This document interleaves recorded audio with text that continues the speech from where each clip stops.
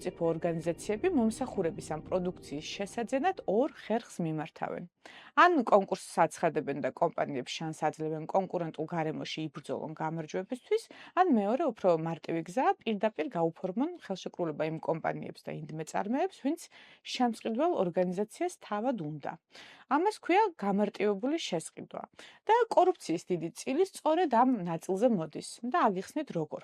წესით გამარტივებული შესყიდვა საბიუჯეტო ორგანიზაციამ იმ შემთხვევაში უნდა გამოიყენოს, თუ ყიდულობს მაგალითად 5,000 ლარამდე ღირებულების მომსახურებას ან პროდუქტს, თუ საქონლის მიწოდება, მომსახურების გაწევა ან სამშენებლო სამუშაოს შესრულება მხოლოდ ერთი პირის ექსკლუზიური უფლებაა, თუ სახელმწიფოებრივი ან საზოგადოებრივი მნიშვნელობის ღონისძიების შეუფერხებლად ჩატარებისთვის არის შეზღუდული ვადები გათვალისწინებული და ასევე თუ არსებობს გადაუდებელი აუცილებლობა. ახლა რას აკეთებენ ჩვენი სამთავრობო ორგანიზაციები? შესყიდვების დიდ ნაწილს გადაუდებელ აუცილებლობას ან სახელმწიფო მნიშვნელობის ღონისძიებას მიეწერენ ხოლმე და ამ მიზეზით ხელშეკრულებას მათთვის სასურველ პირთან აფორმებენ.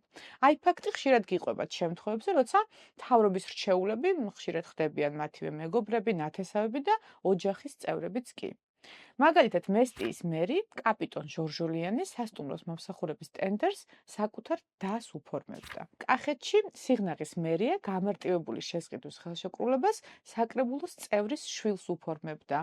ჭიათურის მერის მოადგილის ბიძაშვილსაც მერია გამარტივებულ შესყიდვებს უფორმებს ინფრასტრუქტურული სამუშაოებისთვის.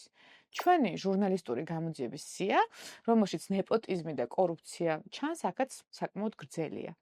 თუ სახელმწიფო უწყებას პროდუქტის ან მომსახურების შესყიდვა გამარტივებული წესით უნდა, მან ამისთვის უნდა მიმართოს შესყიდვების სააგენტოს, სჭირდება ნებართვა. მაგალითად, ჭიათურის მერიამ უნდა მიმართოს ამ სააგენტოს ახსნას, რატომ სჭირდება გამარტივებული შესყიდვა და მხოლოდ თანხმობის მიღების შემდეგ გააფორმოს ხელშეკრულება. პრობლემა ისაა, რომ ეს სააგენტო განცხადებას ზედმიწევნით არ სწავლობს და თითქმის ყველას ავტომატურად აძლევს თანხმობას.